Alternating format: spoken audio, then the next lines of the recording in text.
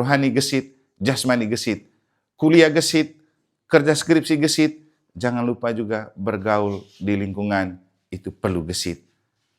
Karena begini nanti kamu kalau sakit atau mati, pasti pakaling seperti Pak Richard mereka akan kamu cari juga. Karena perlu misa juga kan, perlu doa juga. Kita tidak tahu kapan kita celaka, kita tidak tahu kapan kita sakit. Kalau sakit sih masih bisa kita tahu ya. Tapi mati ini kita tidak tahu kapan.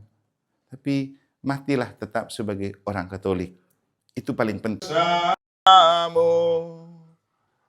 Dan bersama rohmu, inilah Injil suci menurut Yohanes. Dimuliakanlah Tuhan. Sekali peristiwa, Yesus berkata kepada orang Yahudi, "Kalau aku bersaksi tentang diriku sendiri, maka kesaksianku itu tidak benar. Ada yang lain yang bersaksi tentang aku, dan aku tahu bahwa kesaksian yang diberikannya tentang aku adalah benar. Kamu telah mengirim utusan kepada Yohanes, dan ia telah bersaksi tentang kebenaran. Tetapi aku tidak memerlukan kesaksian dari manusia, namun aku mengatakan hal ini supaya kamu diselamatkan. Yohanes adalah pelita yang menyala dan bercahaya, dan kamu hanya mau menikmati seketika saja cahayanya itu. Tetapi aku mempunyai suatu kesaksian yang lebih penting daripada kesaksian Yohanes, yaitu segala pekerjaan yang diserahkan Bapa kepadaku, supaya aku melaksanakannya. Pekerjaan itu jugalah yang sekarang kukerjakan. Dan itulah yang memberi kesaksian tentang aku, bahwa Bapa yang mengutus aku. Dialah yang bersaksi tentang aku. Kamu tidak pernah mendengar suaranya, rupanya pun tidak pernah kamu lihat, dan firman-Nya tidak menetap di dalam dirimu. Sebab kamu tidak percaya kepada Dia yang diutusnya. Kamu menyelidiki kitab-kitab suci, sebab kamu menyangka bahwa olehnya kamu mempunyai hidup kekal. Tetapi walaupun kitab-kitab suci itu memberi kesaksian tentang aku, namun kamu tidak mau datang kepadaku untuk memperoleh hidup itu. Aku tidak memerlukan hormat dari manusia, tetapi tentang kamu, memang aku tahu bahwa di dalam hatimu kamu tidak mempunyai kasih akan Allah. Aku datang dalam nama Bapakku, dan kamu tidak menerima aku. Jikalau orang lain datang atas namanya sendiri, kamu akan menerima dia. Bagaimanakah kamu dapat percaya? Karena kamu menerima hormat seorang dari orang lain, tetapi tidak mencari hormat yang datang dari Allah yang esa. Jangan kamu menyangka bahwa aku akan mendakwa kamu di hadapan Bapa. Yang mendakwa kamu adalah Musa, yaitu Musa yang kepadanya kamu menaruh pengharapan. Sebab jikalau kamu percaya kepada Musa, tentu kamu akan percaya juga kepadaku, sebab Musa telah menulis tentang aku. Tetapi jikalau kamu tidak percaya akan apa yang ditulis oleh Musa, bagaimanakah kamu akan percaya akan apa yang aku katakan?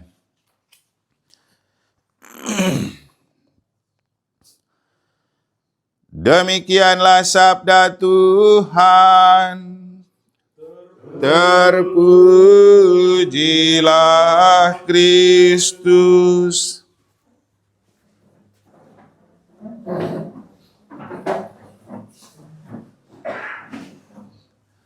Pekerjaan itu jugalah yang sekarang kukerjakan, dan itulah yang memberi kesaksian tentang aku, bahwa Bapa yang mengutus aku.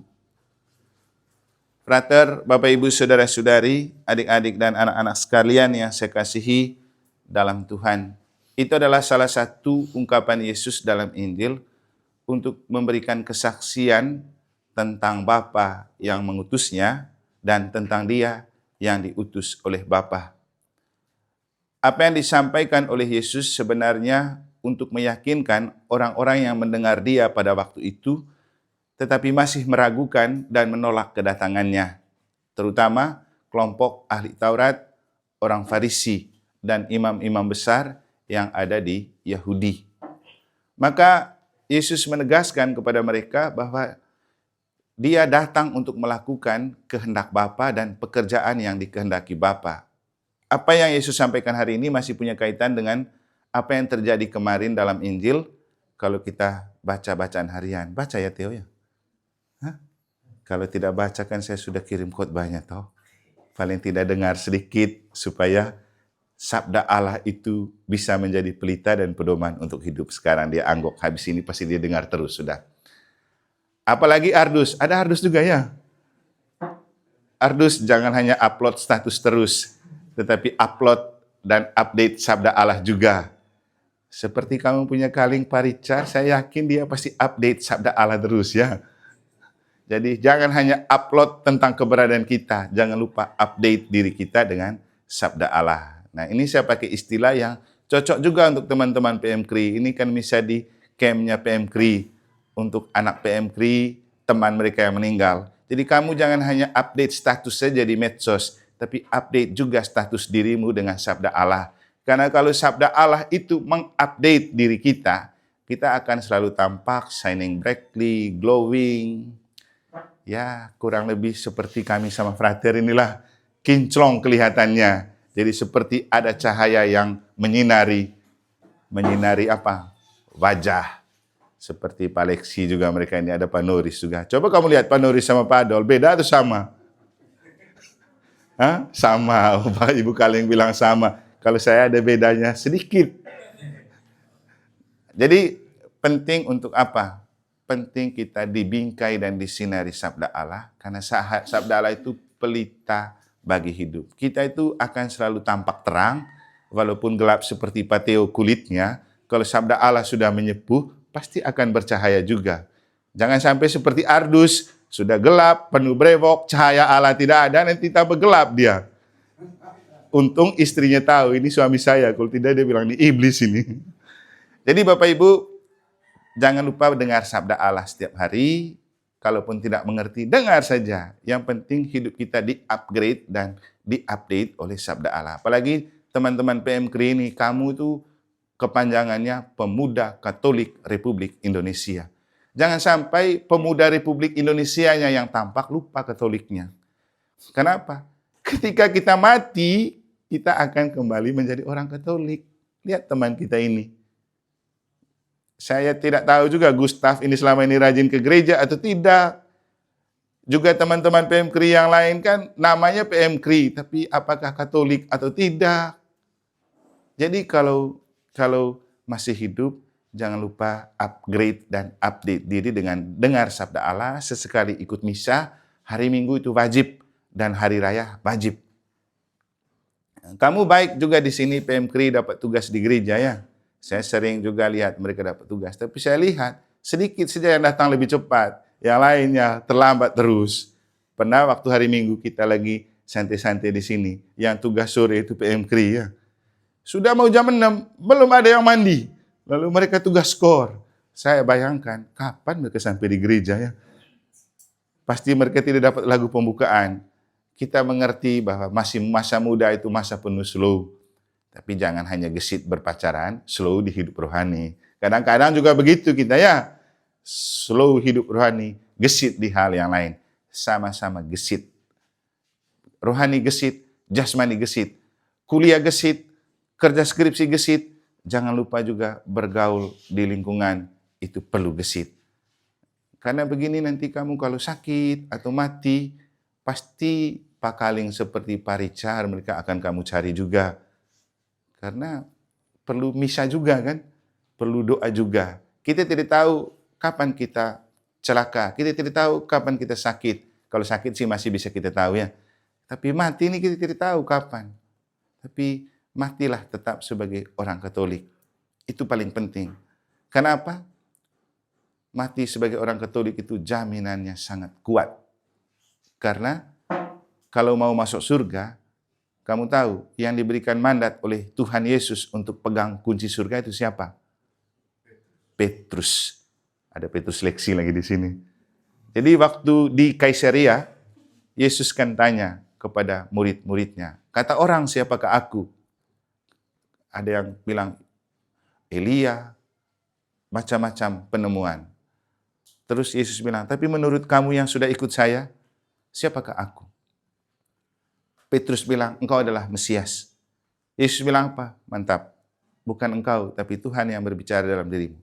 Dan karena Petrus mampu menemukan itu, Yesus bilang apa? Engkau adalah Kefas. Di atas batu karang ini kudirikan jemaatku. Allah maut tidak dapat menghancurkannya. Apa yang kau ikat di dunia akan terikat di surga. Apa yang kau lepaskan di dunia akan terlepas di surga. Kepadamu kuberikan kunci kerajaan Allah. Lalu kemudian Petrus jadi wadas dan dasar gereja dengan menjadi paus pertama. Memimpin konsili pertama di Yerusalem tahun 60. Nah ini Petrus. Dan gereja Katolik adalah gereja yang didirikan di atas dasar Santo Petrus.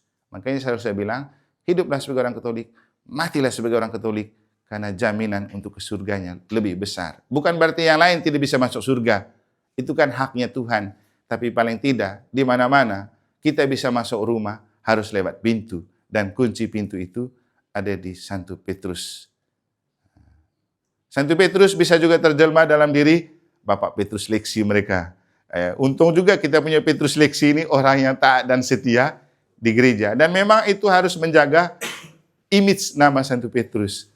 Kalau Adolphus, kalau Theophilus, jelas yang mulia. Kalau Ardus, Santo apa Ardus? Jauh. Santo Canisius ini belum datang juga, Santo Canisius. Itu sudah datang dia.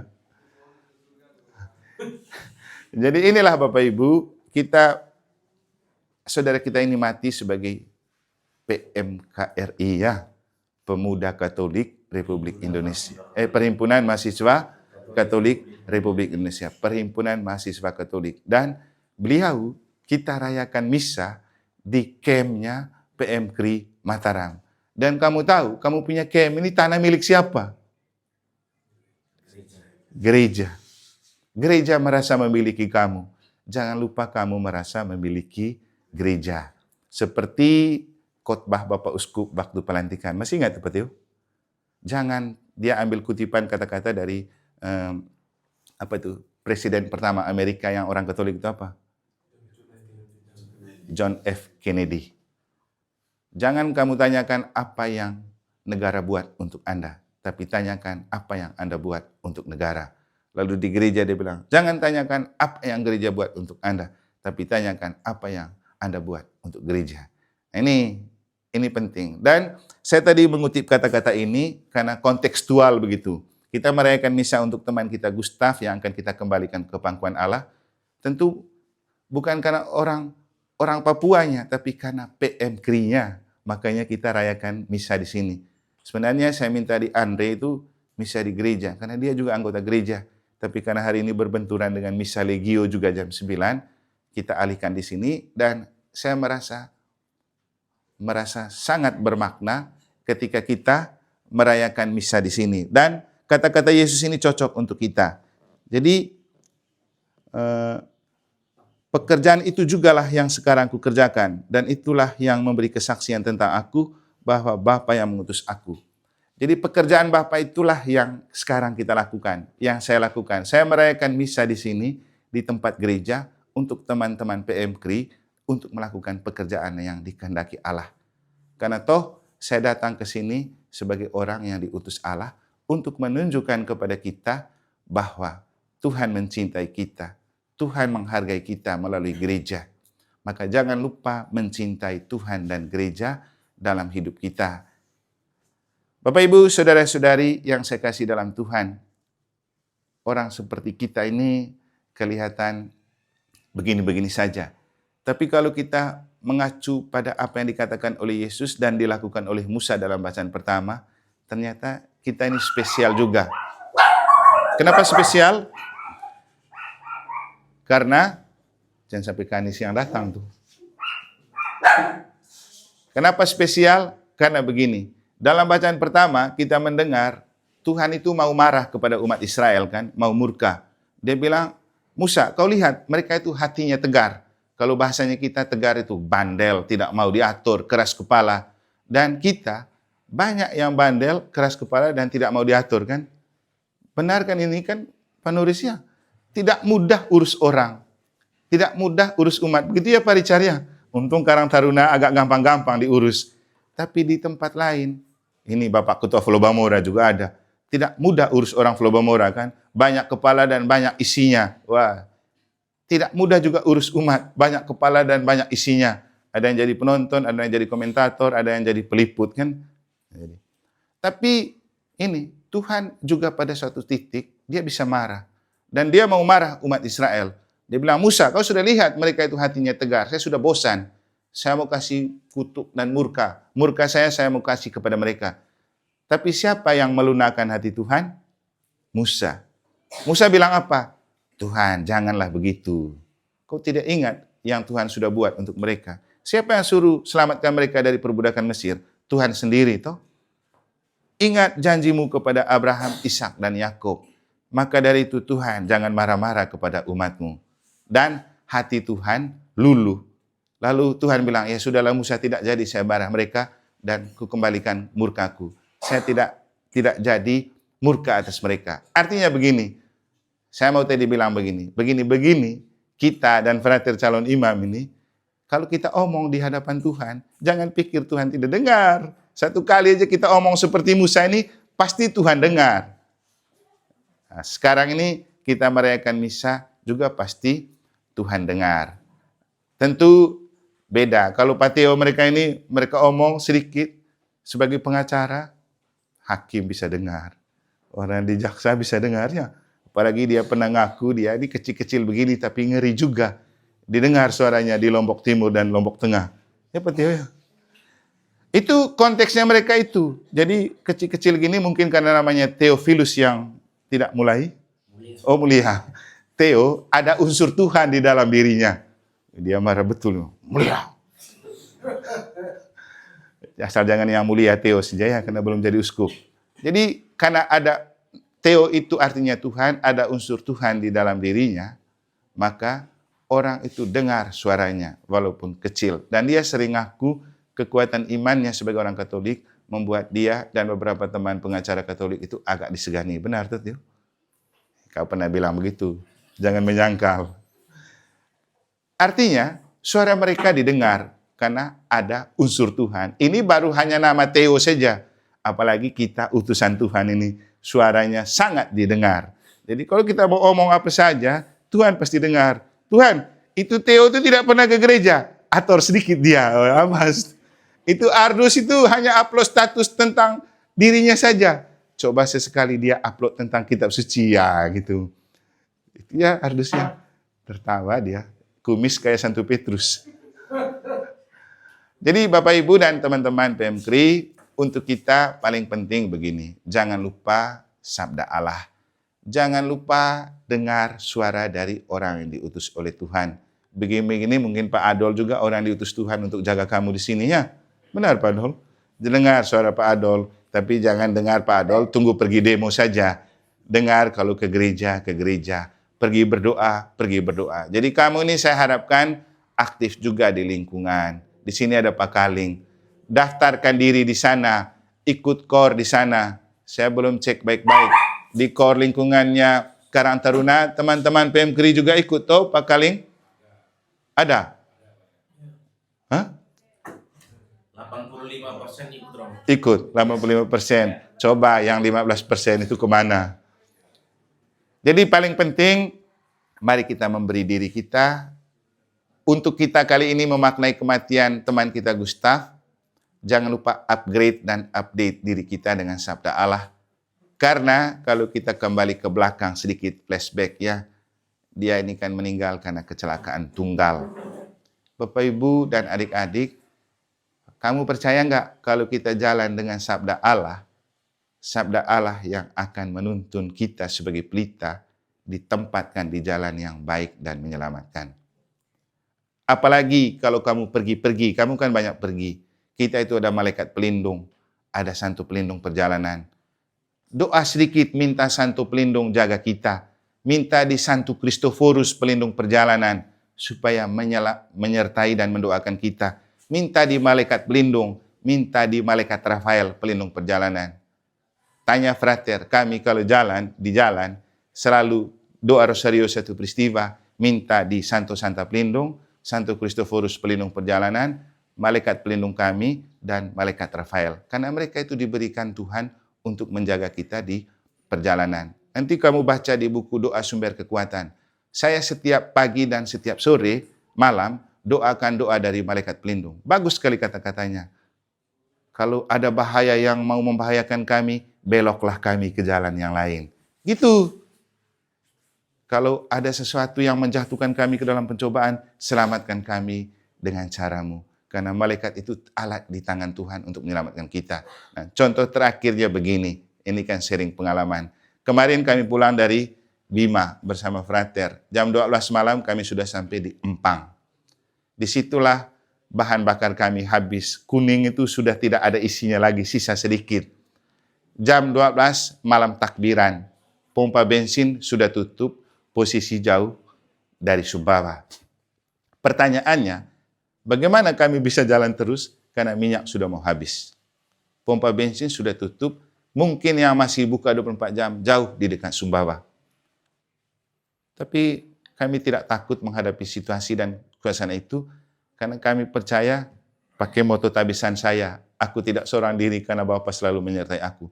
Kami juga sudah jalan dengan doa. Pasti Tuhan beri jalan untuk kita diberikan minyak. Lalu kita bilang di frater, lirik-lirik saja di kiri kanan jalan, siapa tahu ada yang jual botolan atau pompa bensin mini. Nyisirlah kami. Sampailah kami di suatu tempat yang kami lihat ada botol-botol kosong dipajangnya. Kami berpikir ini pasti tempat jual BBM. Berhentilah kami di situ, tapi sudah tutup, botolnya kosong. Lalu saya bilang itu masih ada orang di sebelah. Siapa tahu mereka ada. Ada satu mama tua dan anaknya lagi buka kiosnya. Kan jam 12-an malam. Tanya, tidak ada. Lalu tiba-tiba anak itu arahkan frater ke beberapa bapak tua yang lagi ngobrol di balai seperti itu. Mungkin mereka lagi ngopi. Iseng-iseng tanya. Coba tanya frater, di mana yang terdekat? Frater tanya, di mana yang terdekat tempat jual minyak?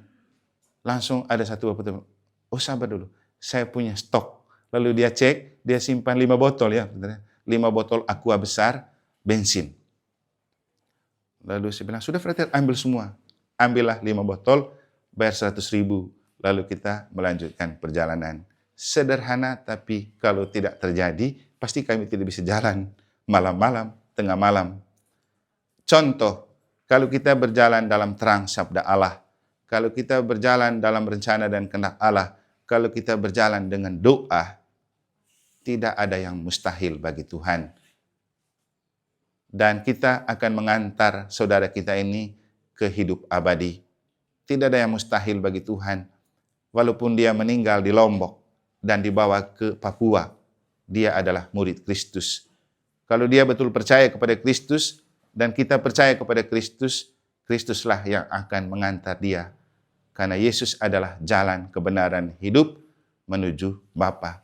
Kita juga percaya Yesus yang akan mengantar dan menjaga dia sebagai gembala dalam perjalanan kembali ke Papua hari ini. Amin, saudara-saudara. Amin. Semoga Tuhan memberkati.